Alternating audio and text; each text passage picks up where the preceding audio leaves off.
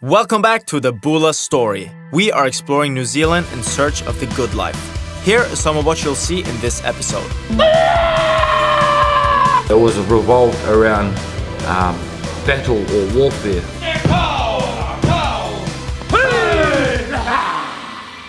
Here's a quick history lesson. This is Greg Barden and John Goldsberry, two ski racers from Durango, Colorado.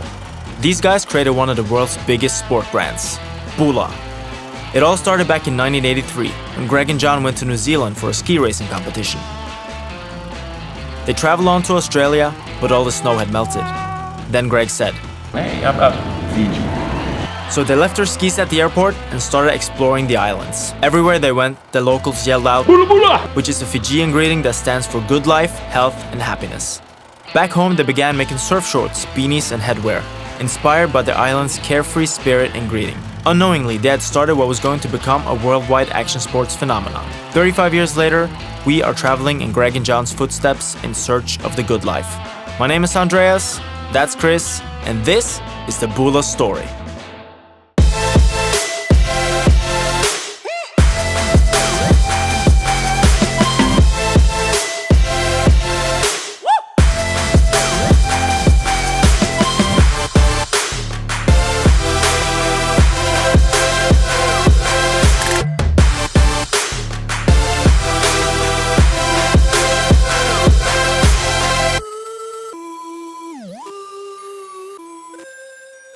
It's 7:16 in the morning and we are going skiing in Mount Hutt. Our only mission in New Zealand is to ski like Greg and John did. Their favorite place was Mount Hutt, so that's where we're headed.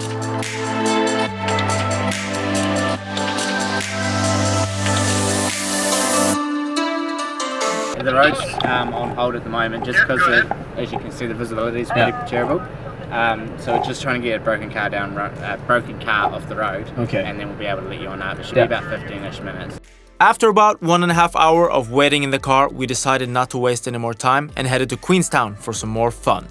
Luging, okay. Luge. Okay, do it again. Yo, Chris, what are we doing? We're going on a luge, plastic go-karts, and just drive down the mountain. So it's just gonna go really fast. Here we go. Greg and John, thank you for being so Awesome. And traveling and just... I don't know if you did all this stuff when you were traveling. This gondola probably wasn't here when you were traveling 35 years ago. I think it's important for us to not only follow in your footsteps, but make our own path so that Bula can continue, create new memories and new challenges. We don't want to repeat the past, we want to create the future. Word up. Word up. 2, 1. Oh, you cheated!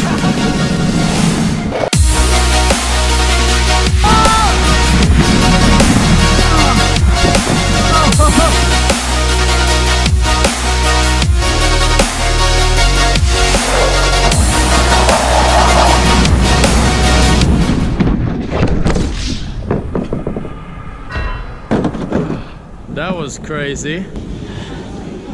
Trying to catch up with you at a lot of speed. Just went for it, man. I was like, I'm gonna cheek, I'm gonna catch it. And I crashed. Good morning.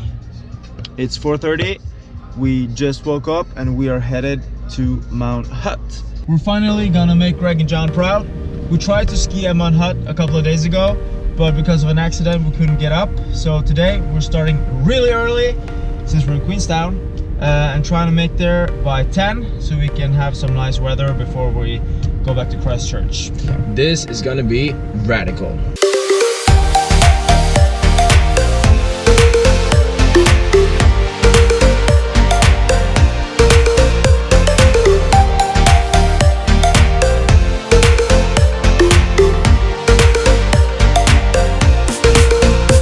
Are you kidding? Is it closed? Not again. Unfortunately, mountain's closed today due to strong winds. Really? Yeah, sorry guys. So there's no getting up? No getting up, can't make it to the ski area. Had over 140k this morning. 140 kilometers an hour. Well, that sucks. Is there any other place we can go? Yeah, you can try Portis if you like on the way back to Christchurch. Decent ski area. All right, thanks a lot. We'll try that. No problem. Take care, man. See ya. Well, what to do when life gives you lemons. We tried 2 times. First time, the mountain was closed due to an accident. Today, the mountain is closed because of winds of 140 kilometers an hour. Should have brought a kite. Driving on the wrong side of the road again. No, things can happen along the way, and I think if Greg and John was in the back, they'd probably say, screw this, let's go to Porters. Yeah, and that's what they're gonna do. The nature in New Zealand is every photographer's dream. On our way to the new ski destination, we decided to hop out of the car to get some nice shots.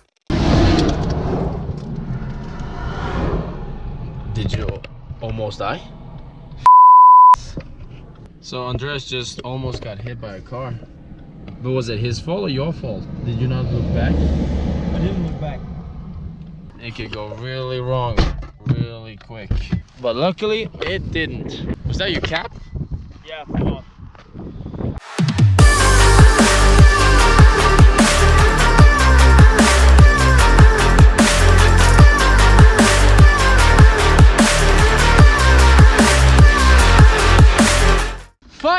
Finally on the mountain and going skiing and snowboarding. Hell yeah! And we have the entire mountain for ourselves, which is perfect. There's no one here.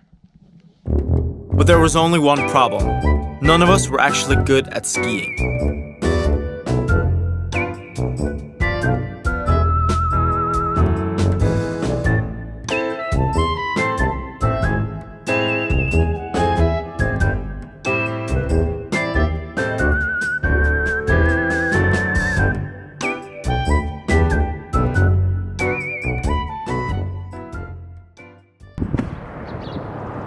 Then we spent the rest of the day waiting for Chris to get down from a huge pink donut.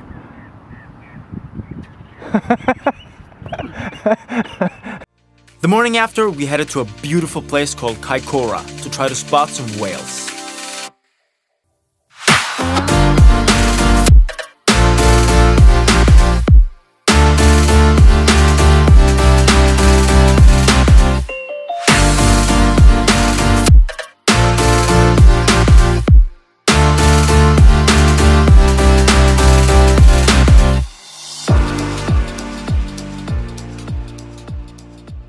Stripe on your ticket. Enjoying a good meal before the whale watching. It's gonna be really cool, I think. You know what kind of whale we're gonna see today? I hope it's a big one. Sperm whale.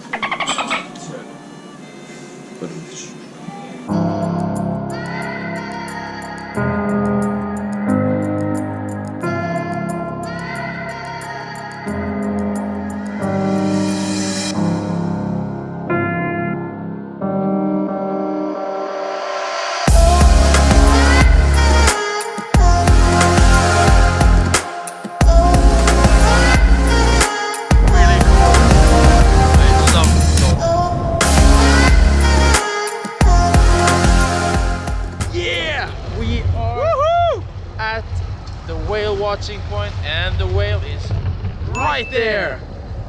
That little spot right there is the whale, and it's big. He's coming up for one last gasp of air. Oh, fy. Oh, that was insane. That was nice. That was really cool. I got the tail shot. You can't see it here, but here it is.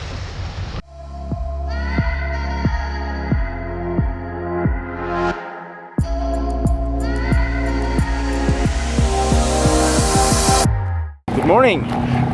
It's our last day in New Zealand. Today we're going to the Willowbank Wildlife Reserve to learn to do the Haka. We're gonna have a really cool guy teach us how to do the Haka in a proper way. We're gonna spend like 2 hours with him, and I think it's gonna be really, really fun. Andreas, kia ora. Kia ora. Kia ora. Come on. It was originally females. They were the first to perform a Haka, you know. To my understanding, it was revolved around battle or warfare.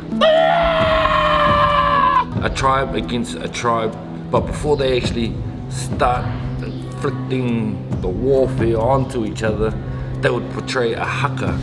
A Haka was like, in a way, to intimidate. They too scary. Oh no, no thank you. In a tribe, you would have Not one, not two, but you'd have hundreds of warriors, solid warriors, all mentally focusing on that same, you know, you're slapping your body, you're slapping your arms. You know, that was all in preparation, like, yeah, that's nothing. You know, your weapon is gonna hit me, but I've already warmed up. I'm warmed up, you know.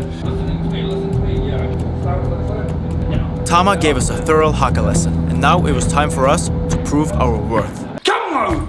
Hey! Hinga fakia! Ora wai wai tahia! Ora kamate kamate kaora kaora! Kamate kamate kaora kaora! Tenei te tangata puhuru huru na tiki mai whakawhiti te rā! Hupane! Hupane! Hupane! Kupane! Whiti te rā! Hey! Yeah! Awesome. Yeah, dude. Yeah, man, that was pretty much cool. Nice, oh man. Learning the Haka was an amazing experience. Our time in New Zealand is over, and now it's time for us to pack our bags and head to Fiji. Next on the Bula Story.